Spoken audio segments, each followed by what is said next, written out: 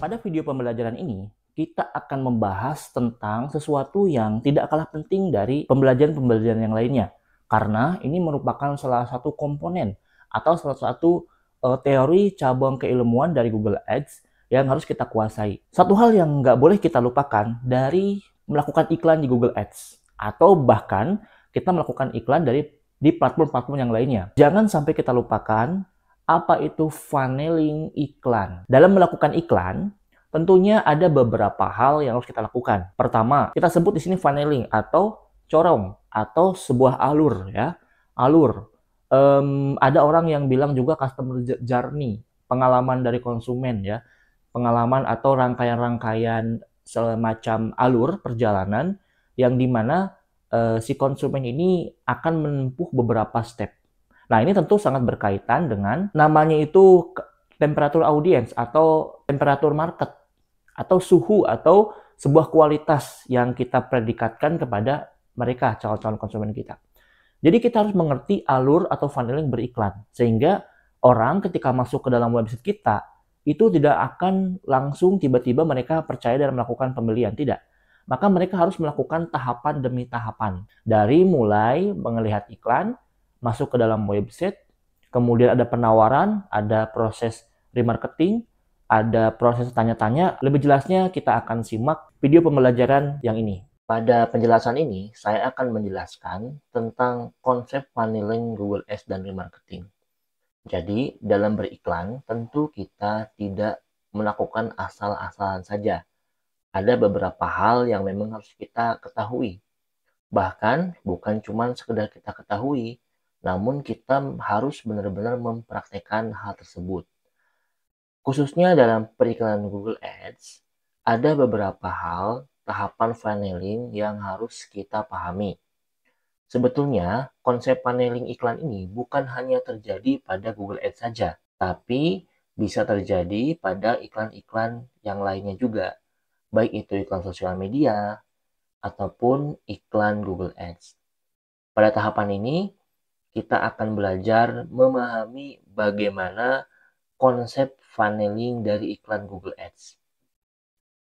Seperti yang sudah kita ketahui bersama-sama dan pada penjelasan di materi-materi sebelumnya, bahwasannya iklan Google Ads ini merupakan iklan yang dimana kita hanya akan mendapatkan traffic atau calon konsumen dari mereka yang mencari saja. Itu adalah tipe iklan Google Search. Maka dalam konsep funneling iklan Google Ads yang akan kita pahami sebentar lagi adalah kita memahami awal mula datangnya traffic. Pertama-tama, traffic itu akan datang dari pencarian. Sebagai contoh di sini, saya memberikan contoh pengobatan alternatif. Si A mencari informasi pengobatan alternatif di Bandung. Kemudian mereka mengetikkan informasi itu Google. Dia mencari informasi ini di Google dengan cara mengetikkan kata kunci yang spesifik. Setelah mereka mengetikkan kata kunci tersebut, lalu akan mendapatkan hasilnya. Nanti setelah mereka mengetikkan kata kunci ini, hasilnya itu akan muncul berupa iklan baris, berupa informasi-informasi tentang pengobatan alternatif yang ada di kota Bandung.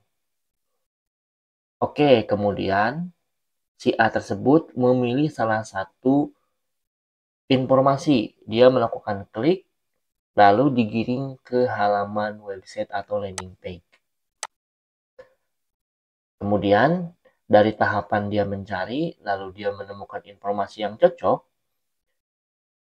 nanti dia akan diarahkan ke halaman website atau landing page. Berarti, untuk menjalankan funneling ini, dalam konsep periklan Google Ads, kita wajib memiliki website. Bagaimana caranya membuat website? Sangat mudah. Kalau kita ingin membuat website, kita bisa membuatnya dengan cara membayar jasa orang lain, mereka para developer website. Atau kita bisa mempelajari sendiri bagaimana caranya membuat website. Sangat mudah di zaman ini ya untuk membuat sebuah website. Di dalam website ini, kita sudah tanami kode remarketing.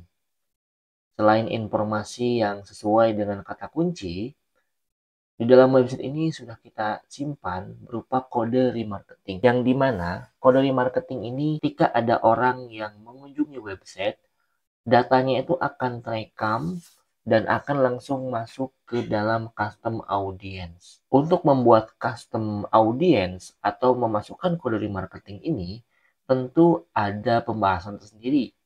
Nanti kita akan bahas di panduan selanjutnya.